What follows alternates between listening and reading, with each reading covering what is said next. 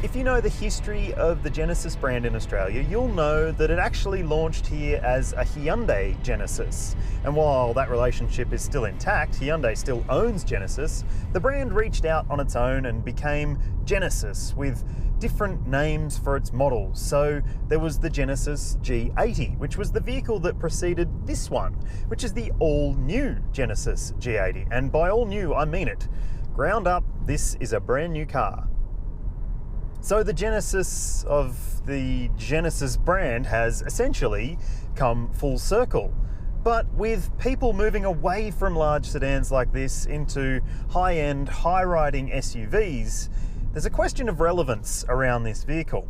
There's also how it competes with the likes of the Audi A6, BMW 5 Series, and Mercedes E-Class. In this review, I'm going to tell you all the info that you'll probably want to know about, but if you're impatient or if there's something in particular that you're focusing on if you're looking at a G80, you can find the time codes here on your screen. Or if you're watching on YouTube, you'll find chapter markers in the timeline below so you can jump through this review and find what interests you most.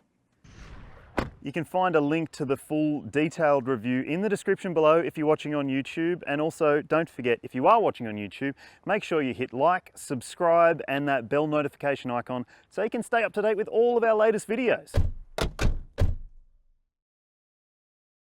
Genesis says design is the brand, and the G80 has been designed to be boldly Korean, progressive, and audacious. And to me, it lives up to that promise. Tell us what you think about the look in the comments section below. The twin blade headlights and bold shield-shaped grille give it plenty of presence at the front, and it looks long and sleek in profile, with the choice of either 19 or 20-inch rims filling the guards depending on the model you choose. That twin lamp look is mirrored at the rear end, with the graphic elements giving the new G80 a distinct appearance. It's really unlike any of its rivals. It's a looker, that's for sure. And the interior has a lot going for it in terms of design and sophistication. You can jump ahead to that section if you want, but next we're looking at what the Genesis G80 costs in Australia.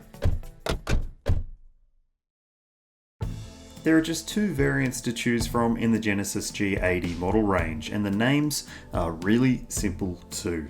Opening the range is the 2.5T, which gets a smaller 4-cylinder engine and a slightly shorter standard equipment list than the 3.5T, which tops the range with a 6-cylinder engine, all-wheel drive, and a bunch of additional kit.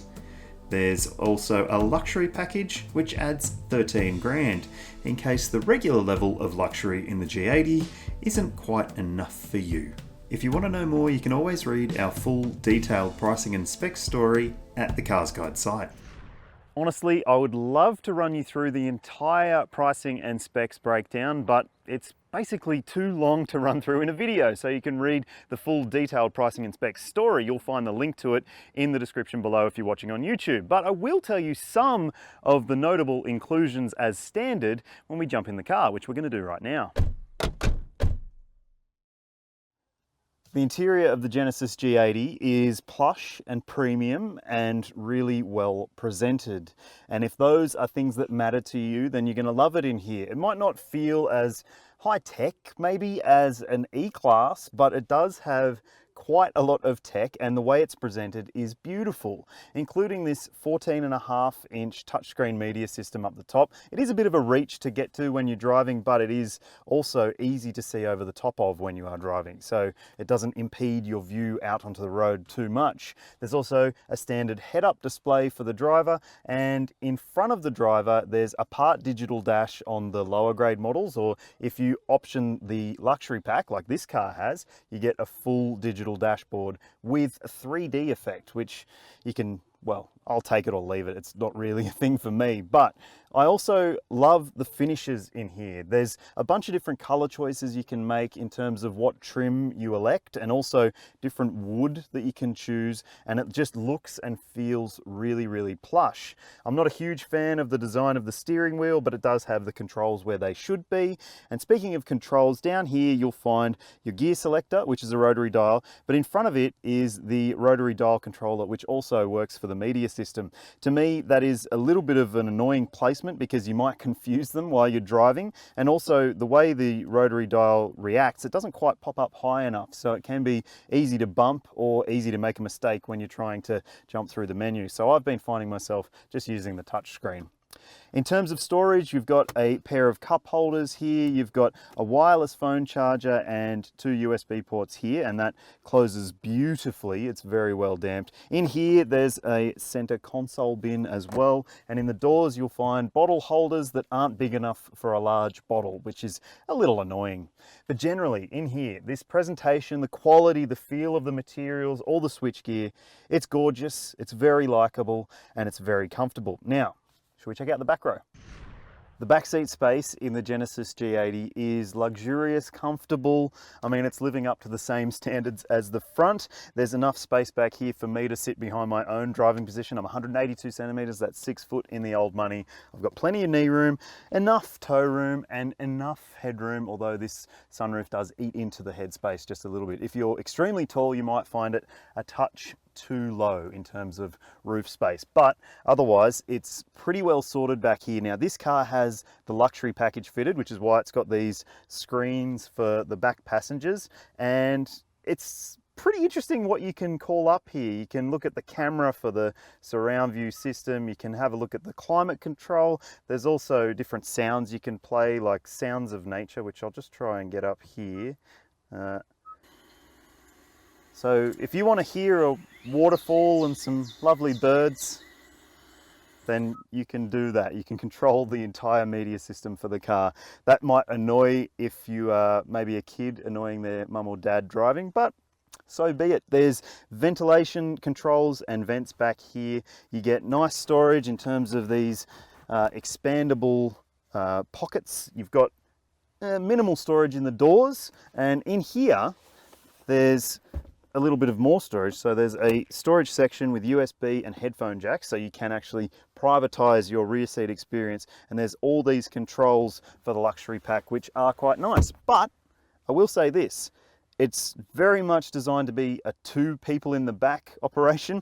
That seat is not going to be comfortable for anyone, and if you have kids, there are ISO fix points and 3 top tethers as well. Now let's check out the boot.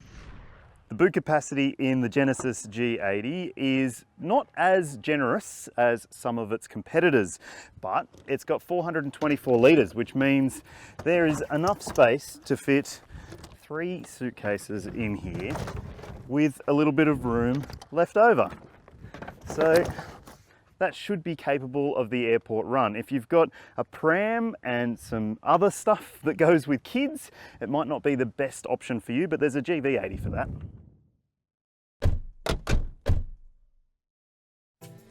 Get ready for a long rundown of safety specs because all Genesis G80 models are extensively equipped.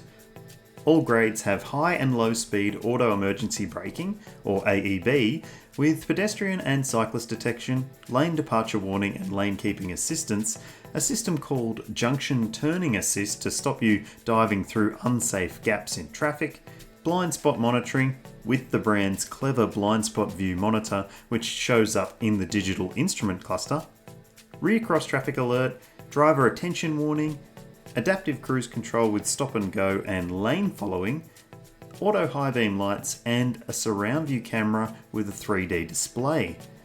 There are also 10 airbags, including a front center airbag. Next up, engine specs. When choosing your Genesis G80, it might come down to your budget or it might come down to your preferences. If you are playing on the budget end, you're going to get the 4-cylinder version of the G80, the 2.5T, which is rear-wheel drive. But if you can spend a little more, you're going to get the 3.5T, which has all-wheel drive and a twin-turbo V6 engine, and it's a thumper. I'll tell you more about how each of them drive in the driving section, but next we're going to look at fuel use. When it comes to the G80 range, you might be disappointed to learn that at launch there is only petrol engines available. There's no hybrid, no plug-in hybrid, no electric, and no diesel, and that could rule it out for you initially. But I'm going to tell you now what the fuel consumption figures are for the 2.5T and also the 3.5T. Obviously, the bigger engine does use a little bit more fuel, but it also gets a bigger fuel tank. Next up, we're going to see what I used in this test run. Now, I didn't get to take a fuel figure at the pump. This is simply off the display in each of the cars. Now, let's have a look at the ownership prospects of the Genesis G80. Genesis seems to understand that time is luxury, and so the brand will collect and return your car when service is required, every 12 months or 10,000 kilometres, and it won't cost you a cent for the first 5 years or 50,000 Ks of maintenance either. The warranty is 5 years and unlimited kilometres, which is better than Audi, BMW and Lexus, and equal to Mercedes. Next, let's see how it drives.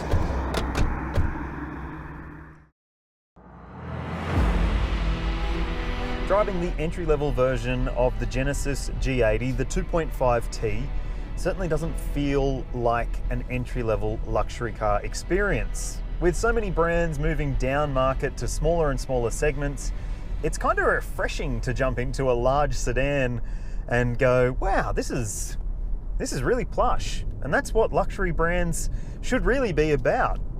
For instance, the 2.5T has a really nice, supple suspension tune, which is very comfortable.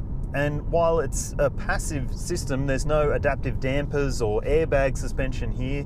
It's just really well suited to Australian roads. Obviously, you're going to have some shortfall when you're riding on 19-inch or 20-inch wheels with those very thin tyres, but generally, the ride compliance is really good and it coasts along very comfortably. And I think that's what a lot of large luxury sedan buyers will appreciate. The steering tune is also unique to Australia and it's great as well. Very easy to judge and quite easy to drive.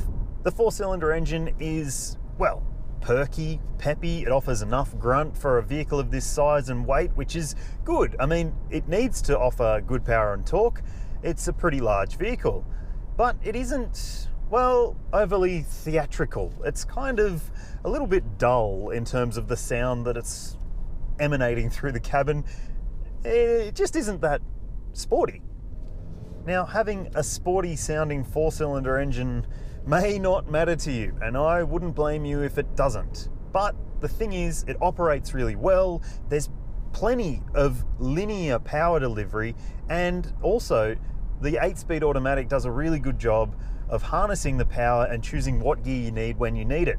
I haven't caught it out once so far. So that's the 2.5T. Now let's jump into the 3.5T because there's a bit more going on there.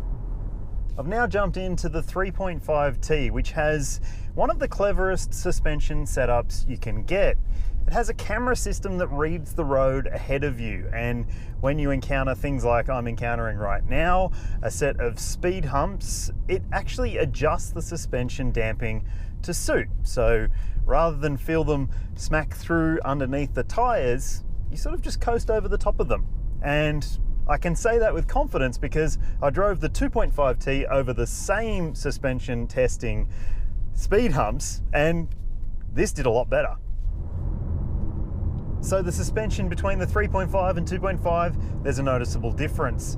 Even though in sport mode in the 3.5, there's still a level of loping over undulations and longer bumps. And it isn't quite what you'd consider a sports sedan. But maybe there's something coming that might fix that for some buyers. That said, does it matter? It's a luxury sedan.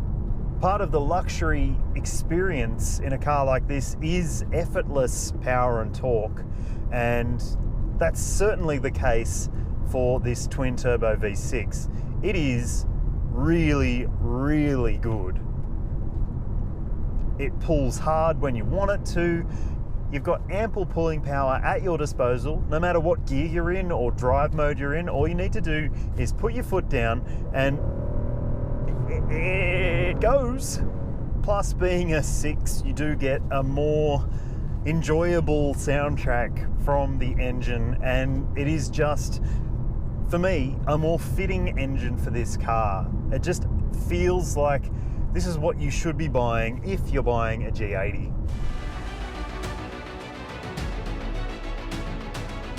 it's a no-brainer for me. I mean, if you can afford the extra 15 grand, then do it.